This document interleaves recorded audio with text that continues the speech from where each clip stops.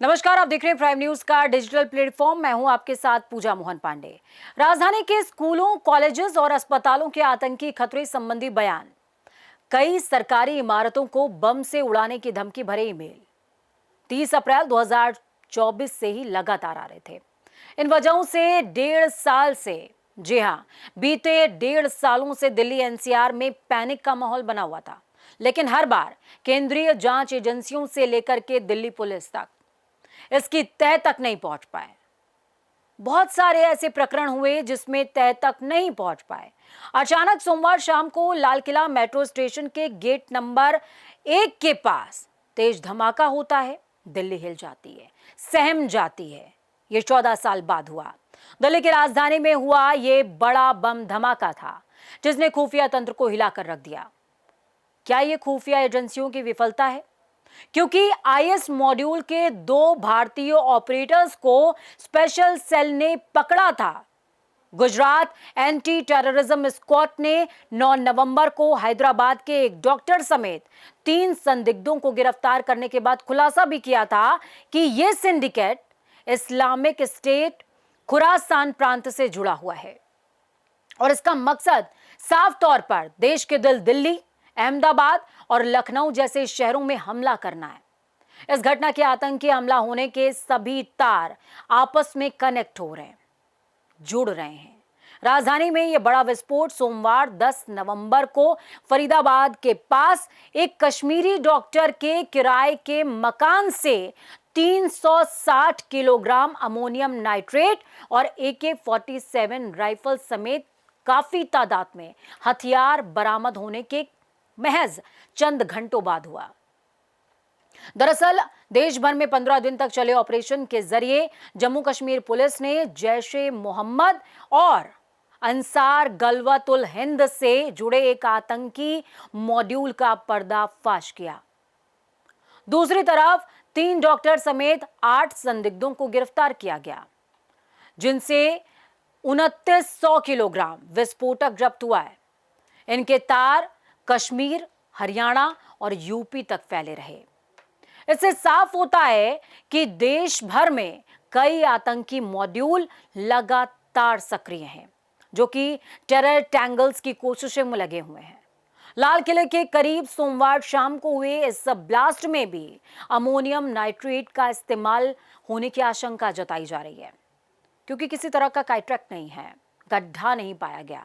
अगर ऐसा होता है तो फिर आतंकी हमले से इनकार बिल्कुल भी किसी भी कीमत पर नहीं हो सकता।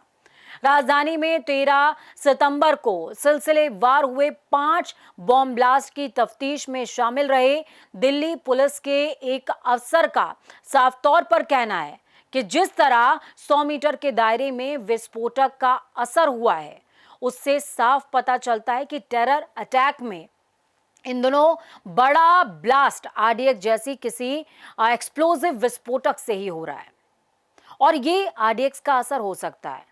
तो सवाल इसके बीच में झूल रहा है कि आरडीएक्स है, अमोनियम नाइट्रेट है, क्या है? लाल किले के पास हुए कार धमाके में 10 लोगों की जान चली गई, 25 से ज्यादा लोग घायल बताए जा रहे हैं, ट्रीटमेंट चल रहा है। इस धमाके ने 14 साल बाद दिल्ली के अमन में खलल डाला है, दिल्ली की शांति पर ग्रहण लगा दिया है। इससे पहले 2008 का जिक्र जरूरी है, जब राजधानी बम धमाकों की गवाह बनी। भारत की राजधानी न केवल सत्ता का केंद्र है, बल्कि देश की सुरक्षा और शांति का प्रतीक भी मानी जाती है। लेकिन पिछले 4 दशकों में यह शहर कई बार आतंक की आग में झुलसा। यहां हुए धमाके सिर्फ जान माल का नुकसान नहीं थे, बल्कि देश की सुरक्षा व्यवस्था, खुफिया तंत्र और लोगों के भरोसे को झकझोर देने वाले साबित हुए। साल 1985 में दिल्ली में पहला बड़ा धमाका हुआ, जब 10 मई को ट्रांजिस्टर में फिट किए गए बम एक साथ कई जगहों पर फटे। जी हां, कई जगहों पर। इन धमाकों में सिर्फ दिल्ली में ही 49 लोगों की मौत हो गई, 127 लोग घायल हो गए। यह हमला बसों में हुआ, बाजारों में हुआ, सार्वजनिक स्थानों पर हुआ। आजादी के बाद की यह शुरुआती बड़ी आतंकी वारदात थी, जिसने दिल्ली के दिल में डर का बीज बो दिया। इसके बाद 21 मई 1996 को लाजपत नगर के सेंट्रल मार्केट में भयंकर धमाका हुआ। शाम के वक्त भीड़भाड़ के बीच हुए इस विस्फोट में 13 लोगों की मौत और 38 से ज्यादा लोग घायल हुए। इस हमले की जिम्मेदारी जम्मू इस्लामिक फ्रंट ने ली थी। जी हां, जम्मू इस्लामिक फ्रंट। ये वो दौर था जब कश्मीर में आतंकवाद तेजी से फैल रहा था और उसकी लपटें दिल्ली तक पहुंच चुकी थी। दिल्ली के दिल को सुलगा रही थी, दहला रही थी। इस वारदात ने साफ कर दिया कि अब आतंक केवल सीमावर्ती इलाकों तक सीमित नहीं रह गया, यानी कि बॉर्डर एरियाज तक सीमित बिल्कुल नहीं रह गया है, बल्कि राजधानी तक पहुंच चुका है। साल 2005 दिवाली से ठीक 2 दिन पहले 29 अक्टूबर को 3 जगहों पर एक साथ धमाके हुए। पहाड़गंज, गोविंदपुरी और सरोजनी नगर मार्केट में। इन धमाकों ने पूरे देश को हिला दिया। 62 लोगों की जान गई और 210 से ज्यादा लोग घायल हुए। इस हमले की जिम्मेदारी लश्कर-ए तैयबा से जुड़े हुए एक संगठन ने ली। त्योहार, भीड़भाड़ वाले क्षेत्र। इस घटना ने यह दिखाया कि आतंकी किसी भी मौके को अपने फायदे के लिए इस्तेमाल कर सकते हैं। वो ये नहीं देखते कि हमें सरकार से लड़ना है, वो इंसानियत नहीं देखते, वो मजहब नहीं देखते। 13 सितंबर 2008 को एक बार फिर दिल्ली आतंक की चपेट में आई। उस दिन 5 जगहों पर Karol Bagh, Connaught place, greater Kailash लगभग एक ही समय में विस्फोट होता है।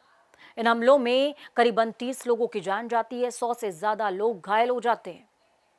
कई घर जहां पर खुशियां थी, मातम पसर जाता है। इन धमाकों की जिम्मेदारी इंडियन मुजाहिदीन ने ली। ये वो दौर था जब देश के कई शहरों में सिलसिलेवार धमाके लगातार हो रहे थे। जयपुर, अहमदाबाद, हैदराबाद के बाद दिल्ली में भी वही पैटर्न दोहराया गया। सेम वही पैटर्न। 27 सितंबर 2008 को मेहरौली के फूल बाजार में एक टिफिन में रखा हुआ बम फटा। मोटरसाइकिल पे आए 2 युवक टिफिन वहीं छोड़ जाते हैं और कुछ ही मिनटों बाद बूम, धमाका। 3 लोगों की इस घटना में जान गई, 23 लोग उस समय भी घायल हुए। इसके बाद 7 सितंबर 2011 को दिल्ली हाई कोर्ट के बाहर धमाका होता है। विस्फोटक ब्रीफ केस में रखा गया। इस धमाके में कई लोग घायल हो गए थे, लेकिन फिलहाल किसी की जान नहीं गई थी। रक्षा अनुसंधान अध्ययन केंद्र की रिपोर्ट बताती है, यानी कि IDSA की रिपोर्ट बताती है, कोई 1997 से लेकर के अब तक अगर बात की जाए तो दिल्ली में कुल 26 बार जख्म मिले हैं। 26 बार धमाके हुए, जिनमें 92 से ज्यादा लोग मारे गए, 600 से ज्यादा घायल हुए। इन घटनाओं के बाद सुरक्षा एजेंसियों ने कई अहम कदम भी उठाए।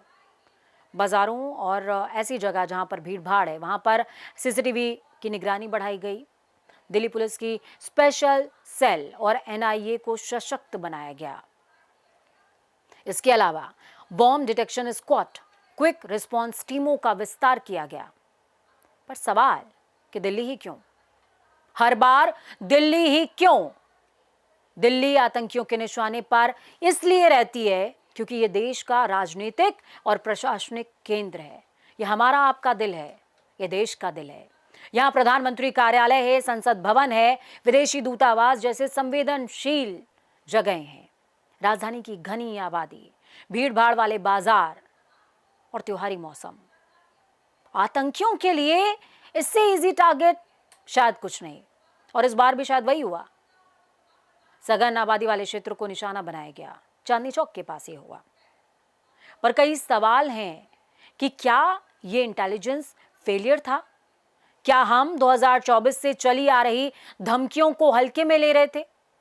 क्या हम समय से तह तक नहीं पहुंच पाए?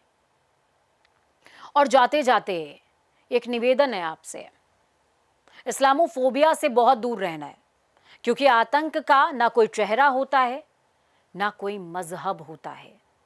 आतंक सिर्फ कोड होता है, वो जो हमारे और आपके बच्चों की जिंदगियां लील जाता है, कई परिवारों में मातम पसरा देता है।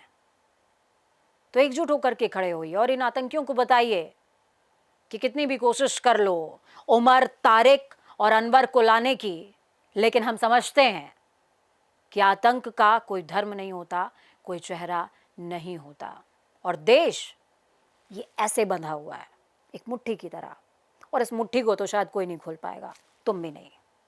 इस तरह के तमाम अपडेट्स के लिए बने रहिए हमारे साथ में, देखते रहिए प्राइम न्यूज़।